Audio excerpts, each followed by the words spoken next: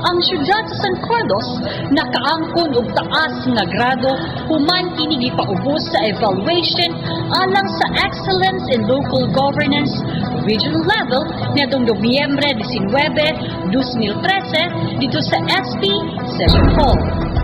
Adunay siyam ka mga evaluators gikan sa rehiyon nga nipadayag nga very high score nga ilang mahatag nga grado sa San Carlos nga ilang na-evaluate gikan sa administrative governance, social services, valuing fundamentals of good governance, economic development ug environmental management. Kining lima ka mga sector nga bihan sa gobyerno ang gipunting sa mga evaluators nga mao ang valuing fundamentals of good governance, social services, administrative governance, economic development ug environmental management. About the LG Services Plans Programs and Special Events. So congratulations. But I have a suggestion. Pwede ka mo mag-create ng inyong official Facebook and Twitter account. Namin tayo ang Facebook. Kaya ang mga elementary kabalo mo mag-access ang Facebook. So kung any concerns about the city, kaya mag-usang sa Facebook, nakit na sila. We can get quick feedback from you. Sisend kay basta Facebook, basta ang gamay kabalo. So Twitter, medyo limited, pero we can maximize, in short, sabi natin maximize ang social media for informing the public what we're doing in San Carlos City. In land. For valuing fundamentals of governance, the participation, I was asking about the number of, hindi na ako mangkot kung may NGO-PO sa inyong local special bodies because that is a requirement of the law.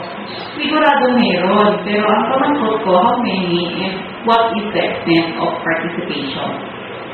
So, nagutang dili na sa ato nagkaayo, it's more than 70% of the LG development projects were implemented in partnership with NGOs, POs, and the private sector, meaning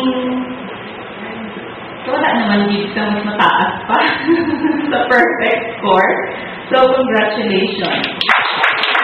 Ang Board of Evaluators gilampuban nila ni Cheryl Takda, OIC Chief, LGMED, DILG Region 6, Aubrey Faraon, DILG Regional Office, Elena Mandario sa DTI, Melinda Sanchez sa DOH-PHIO 6, Nelson De Felix sa Department of Environment and Natural Resources, Region 6, Benedicto Aquillo sa ICODE NGO, Region 6, Maria Rodora Gascon sa Bureau of Local Government Finance, DOF, Region 6, Robert Disolongsa, Department of Agriculture, ug Ana Marie Gomez, PCCI, Iloilo.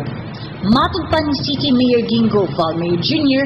na ang syudad San Carlos, usa sa mga pipila nga mga FGUs nga nahiapil sa regional evaluation, busa iyang gipasalamatan ang mga heads sa mga laing-laing departamento sa maayong pagpadilbihan sa katawhan.